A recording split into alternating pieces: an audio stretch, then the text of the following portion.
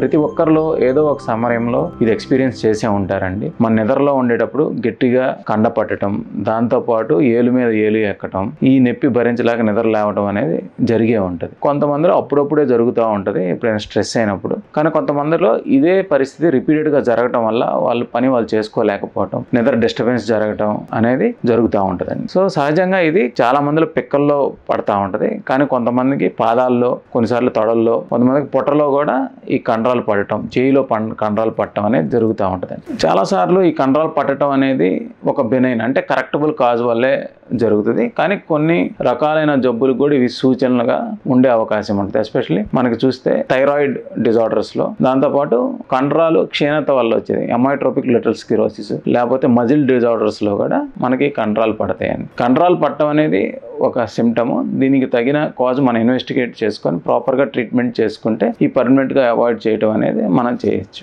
Thank you.